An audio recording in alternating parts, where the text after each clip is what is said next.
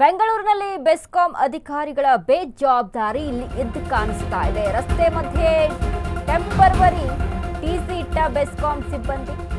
ಬೆಂಗಳೂರಿನಲ್ಲಿ ಬೆಸ್ಕಾಂ ಅಧಿಕಾರಿಗಳ ಬೇಜವಾಬ್ದಾರಿ. ರಸ್ತೆ ಮಧ್ಯೆ ಟೆಂಪರವರಿ ಟಿಸಿ ಇಟ್ಟಂತ ಬೆಸ್ಕಾಂ ಸಿಬ್ಬಂದಿ.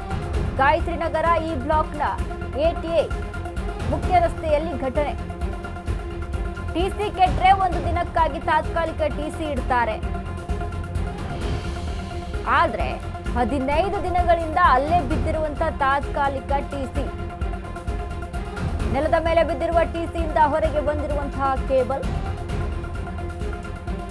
ಟಿಸಿ ಸುತ್ತಮುತ್ತ ಯಾವುದೇ ರೀತಿಯ ಭದ್ರತೆ ಕೂಡ ಇಲ್ಲ. ರಸ್ತೆಯಲ್ಲೇ ಟಿಸಿ ಇರುವ ಬಗ್ಗೆ ಸ್ಥಳೀಯರಿಂದ ಮಾಹಿತಿ, ಆಕ್ರೋಶ ಹೊರಹಾಕ್ತಾ ಇದ್ದಾರೆ. ಆದ್ರೂ ಟಿಸಿ ವಿಚಾರದಲ್ಲಿ ಬೆಸ್ಕಾಂ ಸಿಬ್ಬಂದಿ ಡೋಂಟ್ ಕೇರ್. ಬೆಸ್ಕಾಂ ಅಧಿಕಾರಿಗಳಿಗೆ ಈ ವಿಚಾರ ಗೊತ್ತಿದೆಯಾ, ಗೊತ್ತಿಲ್ವಾ, ಗೊತ್ತಿದ್ದು ಸುಮ್ಮನಿದ್ದಾರಾ? ದಿನೇ ದಿನೇ ಹೆಚ್ಚಾಗ್ತಿದೆ ಬೆಸ್ಕಾಂ ಅಧಿಕಾರಿಗಳ ನಿರ್ಲಕ್ಷ್ಯ.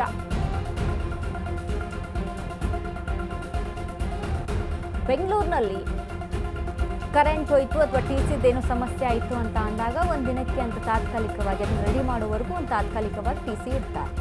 ಬಟ್ ಇಲ್ಲಿ 15 ದಿನ ಆಯ್ತಂತೆ ಟಿಸಿ ಇಟ್ಟು. 8ನೇ ರಸ್ತೆಯಲ್ಲಿ ಗಾಯತ್ರಿ ನಗರ ತಾತ್ಕಾಲಿಕ ಟಿಸಿಯನ್ನ ಇಟ್ಟು 8 ದಿನ ಆಯಿತು. ಮಳೆ ಹೆಚ್ಚಾಗಿ ಆಗ್ತಾ ಇದೆ.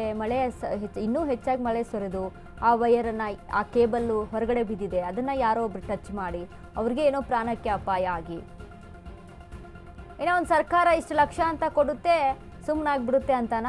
ನಮಗೇನಾಗಬೇಕು? ಯಾರ ಪ್ರಾಣ ಹೋದರೆ ಏನು ಅಂತಾನ? ಅಥವಾ ಯಾಕೆ, ಯಾವ ಕಾರಣಕ್ಕೆ 15 ದಿನ ಆದರೂ ಅಲ್ಲಿ ಟಿಸಿ, ತಾತ್ಕಾಲಿಕ ಟಿಸಿಯನ್ನೇ ಇಟ್ಟಿದ್ದೀರಾ? ಅಷ್ಟು ಬೇಜವಾಬ್ದಾರಿತನವನ್ನು ತೋರಿಸಿದ್ದೀರಾ ಅಂತ. ವೈರ್ಗಳೆಲ್ಲ ಹೊರಗಡೆ ಬಿದ್ದಿದೆ, ಮಳೆ ಆಗುತ್ತೆ, ನೀರಿನ ಜೊತೆಗೆ ಏನಾದರೂ ಅಲ್ಲಿ ಶಾಕ್ ಆಗುವಂಥದ್ದು ಅಥವಾ ಕರೆಂಟ್ದೇನೋ ಸಮಸ್ಯೆ ಆಯಿತು ಅಂತ ಅಂದರೆ ಯಾರು ಹೊಣೆ? ವೃದ್ಧರು ಓಡಾಡ್ತಾರೆ, ಸಾರ್ವಜನಿಕರು ಓಡಾಡುವಂಥ ಸ್ಥಳ, ಮಕ್ಕಳು ಓಡಾಟವನ್ನು ನಡೆಸ್ತಾರೆ.